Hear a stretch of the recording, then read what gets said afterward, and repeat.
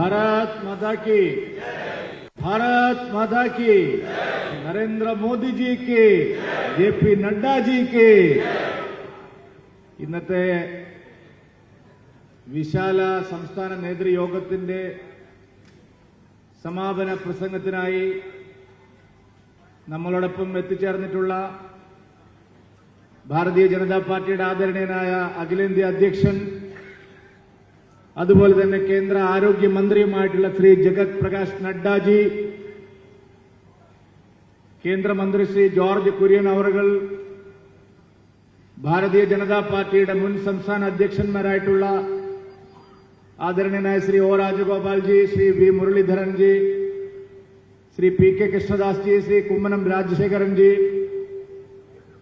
വേദിയിൽ ഉപേക്ഷിച്ചായിരിക്കുന്ന മറ്റ് സർവാദരണീയരായിട്ടുള്ള നേതാക്കളെ, ഇവിടെ സന്നിഹിതരായിട്ടുള്ള സഹോദരി സഹോദരന്മാരെ, എല്ലാവർക്കും എന്റെ വിനീതമായ നമസ്കാരം. ഇന്ന് കാലത്ത് മുതൽ ഇവിടെ ആരംഭിച്ച പാർട്ടിയുടെ പഞ്ചായത്ത് പ്രസിഡന്റ് ഉപരിയുള്ള നേതാക്കന്മാർ പങ്കെടുക്കുന്ന വിശാല നേതൃയോഗം ശ്രീ JP നഡ്ഡാജിയുടെ സമാപന പ്രസംഗത്തോടുകൂടി ഇവിടെ അവസാനിക്കുകയാണ്. 2024 ലോക്സഭാ തെരഞ്ഞെടുപ്പിൽ മൂന്നാമത്തെ തവണയും ശ്രീ നരേന്ദ്രമോദിജിയെ അധികാരത്തിലേക്ക് എത്തിച്ച,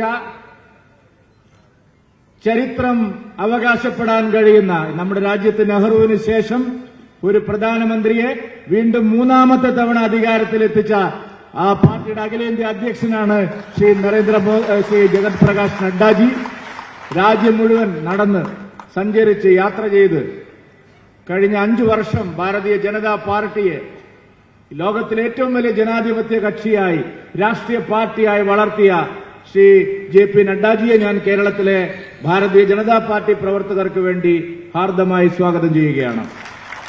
അദ്ദേഹത്തിന്റെ കഠിനാധ്വാനവും അദ്ദേഹത്തിന്റെ ദീർഘവീക്ഷണവും ഇന്ത്യയിലെ എല്ലാ സംസ്ഥാനങ്ങളിലും ഭാരതീയ ജനതാ പാർട്ടി പടർന്ന് പന്തലിക്കുന്നതിന് കാരണമായിട്ടുണ്ട്.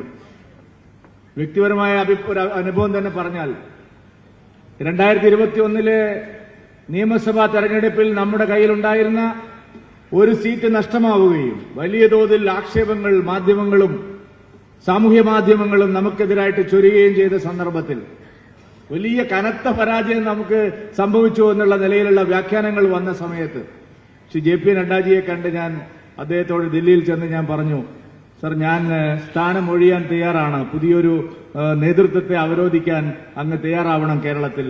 കാരണം ഇത്തരത്തിലുള്ള നമുക്ക് വലിയ തിരിച്ചടി ഉണ്ടായി എന്നുള്ള രീതിയിലുള്ള വലിയ പ്രചാരണങ്ങൾ നമ്മുടെ നാട്ടിൽ നടന്നുകൊണ്ടിരിക്കുകയാണ്. JP നഡ്ഡാജി എന്നോട് പറഞ്ഞത്, സുരേന്ദ്രൻ, കേരളത്തിലെ ഭാരതീയ ജനതാ പാർട്ടിക്കാർ ഒരു പരാജയത്തിൽ നിന്നും ഒരു തരത്തിലും ദുഃഖമോ നിരാശയോ കൊണ്ട് പ്രവർത്തിക്കേണ്ടവരല്ല. ശക്തമായിട്ട് മുന്നോട്ട് പോവുക.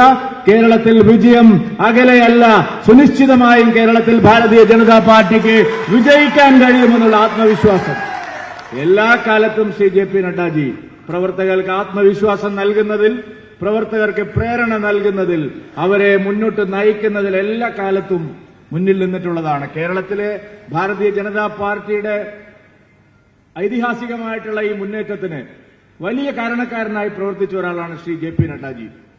പ്രധാനമന്ത്രി ഒരുപക്ഷെ മറ്റ് പല സംസ്ഥാനങ്ങളിലും പോകുന്നതിനേക്കാൾ കൂടുതൽ തവണ കേരളത്തിൽ വന്ന് നമ്മുടെ പ്രചാരണങ്ങൾക്ക് നേതൃത്വം നൽകിയിട്ടുണ്ട്. ഞാൻ എറണാകുളത്ത് നടന്ന യുവം 2023 കാര്യത്തിലും തൃശൂരിൽ നടന്ന മഹിളാ സംഗമത്തിന്റെ കാര്യത്തിലുമെല്ലാം ആദ്യം ചെന്ന് JP നഡ്ഡാജിയുടെ അനുവാദം വാങ്ങി. കാരണം കേരളത്തിലെ യുവാക്കളെയും സ്ത്രീകളെയും എല്ലാം സംഘടിപ്പിക്കുന്ന ഒരു വലിയ മൂവ്മെന്റിന് വേണ്ടി ഞങ്ങൾ ശ്രമിക്കുകയാണ്, നഡ്ഡാജിയുടെ സഹായം വേണമെന്ന് ഞാൻ പറഞ്ഞു.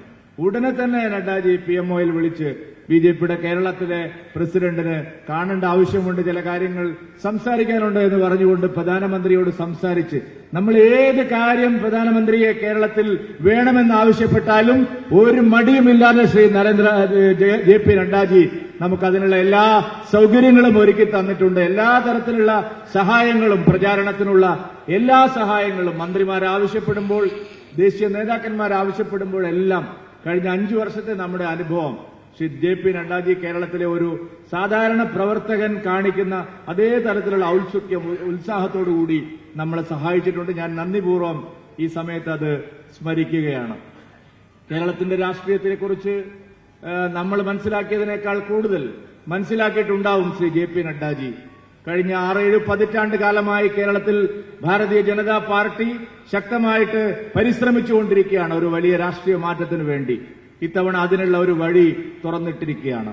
കേരളത്തിലെ ജനങ്ങൾ ഭാരതീയ ജനതാ പാർട്ടിക്ക് മുന്നോട്ട് പോകാനുള്ള കൃത്യമായിട്ടുള്ള ഒരു സന്ദേശം നൽകിയിരിക്കുകയാണ്. അസാധ്യമാണെന്ന് കരുതുന്ന പല കാര്യങ്ങളും സാധ്യമാക്കിയെടുക്കാൻ കഴിയുന്ന തരത്തിലുള്ള നല്ല മുന്നേറ്റമാണ് ഉണ്ടായിരിക്കുന്നത്. കേരളത്തിന്റെ സാമൂഹ്യ മനസാക്ഷി പ്രിയപ്പെട്ടവരെ ഈ തെരഞ്ഞെടുപ്പിൽ ഭാരതീയ ജനതാ പാർട്ടിയോടൊപ്പമാണ് നിന്നത്.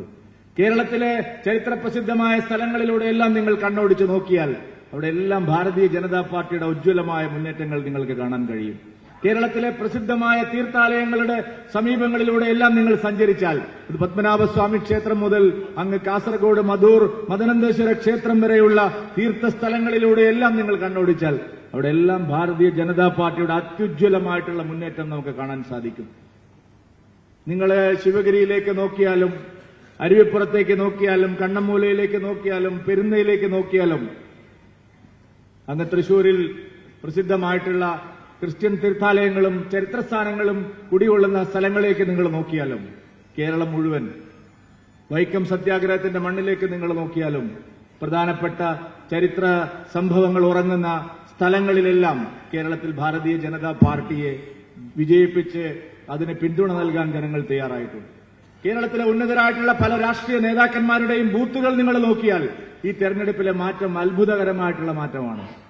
കേരളത്തിന്റെ മുഖ്യമന്ത്രിയായിരുന്ന ശ്രീ വി.എസ്. അച്യുതാനന്ദൻ വിപ്ലവത്തിന്റെ മണ്ണിൽ പുന്നപ്രയിൽ വയലാറിൽ എന്നൊക്കെ പറഞ്ഞ് നമ്മൾ വലിയ ഗാനങ്ങൾ കേട്ടിട്ടുണ്ട് ആ മണ്ണിനെക്കുറിച്ച്.